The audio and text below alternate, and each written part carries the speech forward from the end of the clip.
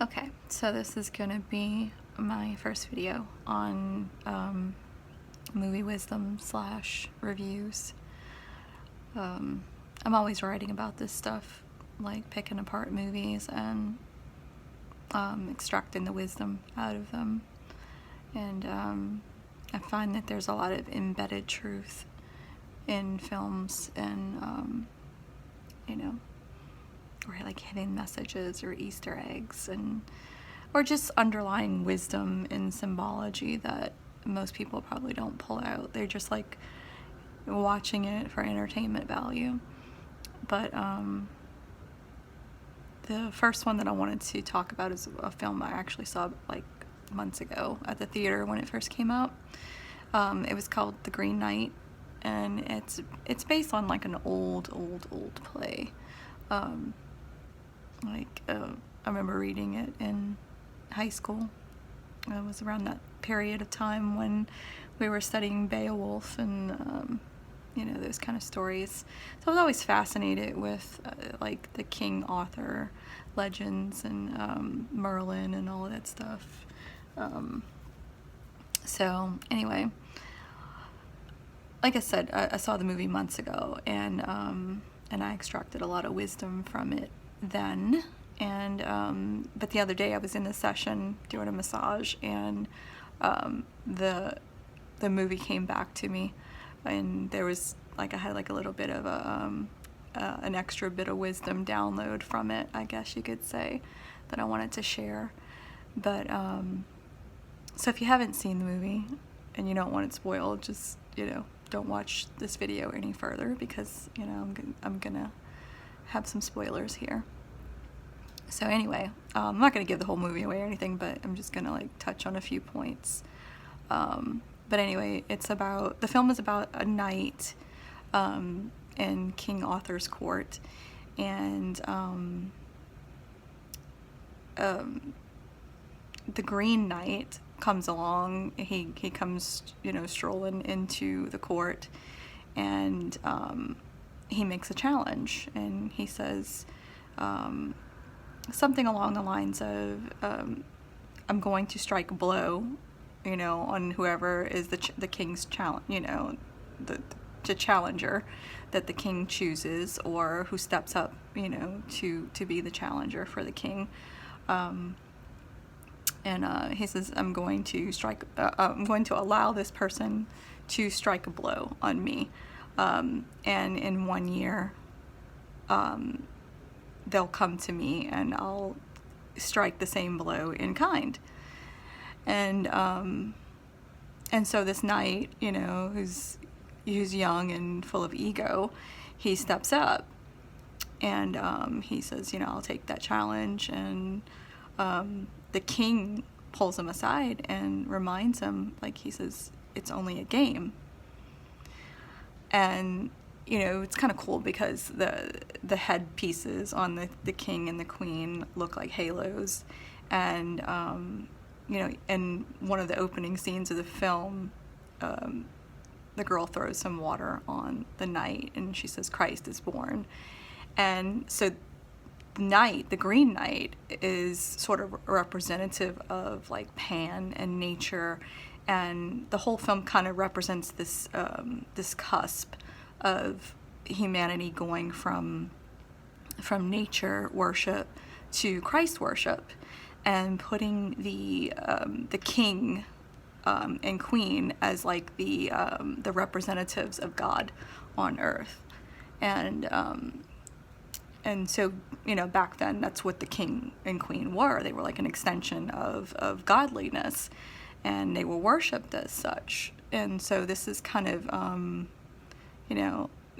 nicely captured with the crowns and the halo effect of the crowns.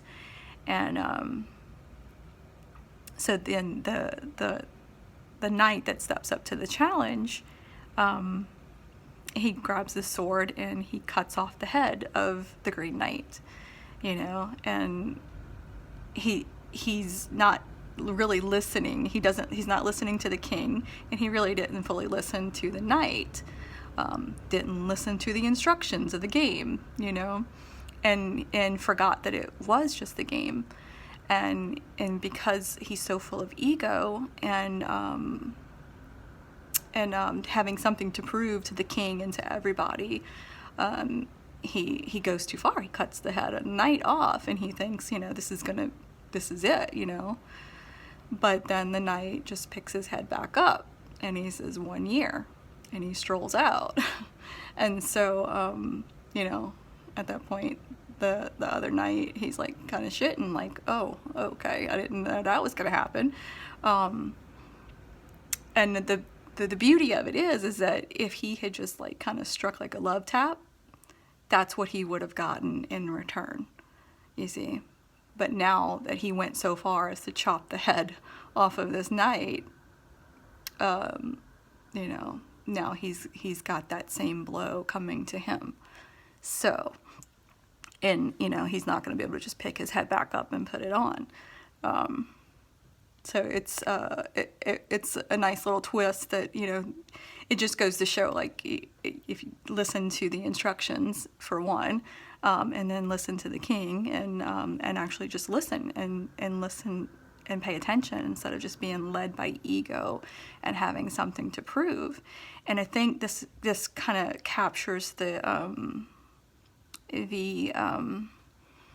time period too, where this is probably around the time of the Crusades or the Templars, and just people with something to prove to the king, their worthiness of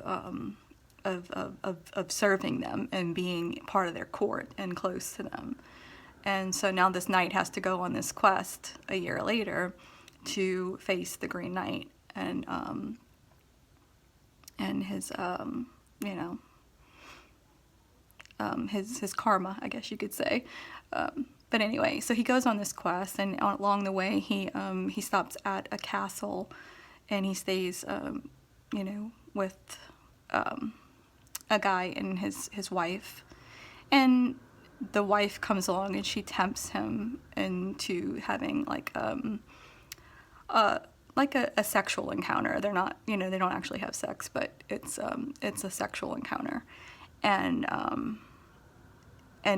he knows he's doing wrong because it's a married woman, and this is the wife of the person that's allowed him to be a guest in his home. And when the act is over, she says to him, "You're no knight." And it just, like, I was thinking about that the other day in a session, and I thought, well, first of all, nobody knows if the whole King Arthur and Gwenivere thing was just like, a legend, a story, or if it was real. But, I was thinking about that, and I was like, Guinevere's always gotten a bad rep, because everybody was always like, yeah, she probably had an affair with Lancelot, that, like, they always go there with the story. And I've even seen, like, TV shows and movies and stuff that kind of take it in that direction. And then I just kind of had this little bit of wisdom come through. I'm like, I don't believe that. I don't believe that that's what Gwenny's job was. I believe that she was testing Lancelot. I don't believe she actually had an affair with Lancelot. I think that she was testing him, his loyalty to the king and the throne. And it got me to thinking about the concept of the seraphim angels. They're like the fiery winged serpents of God, and they protect the throne of God.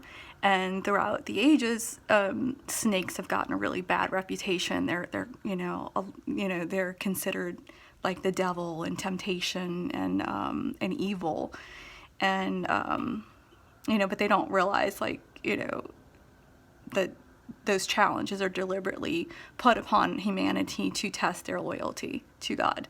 And so I believe that's probably what Guinevere was actually doing. She was testing Lancelot, and probably with full knowledge of the king, of what she was doing, to make sure that his loyalties were to him and the throne.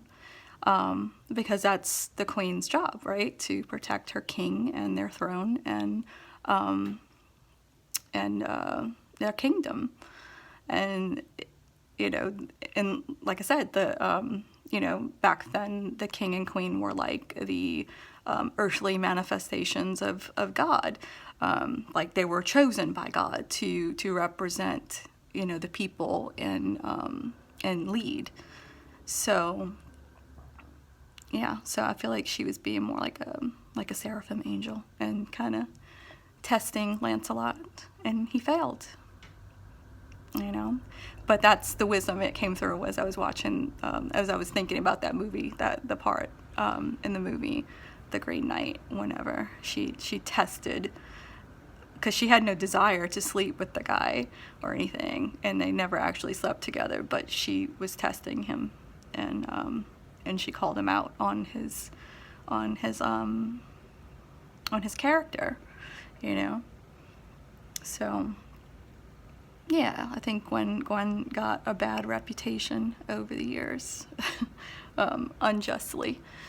So just think about it from that perspective, that she was actually testing the people closest to the king, to make sure they were worthy of being near him and her and their throne and you know, their kingdom. If they were even real people, who knows? But, you know, that's my bit of wisdom on it. But yeah, that's what the queen does. She protects her king, and the king protects his queen. Yeah, and they, you know, they shit test when they need a shit test.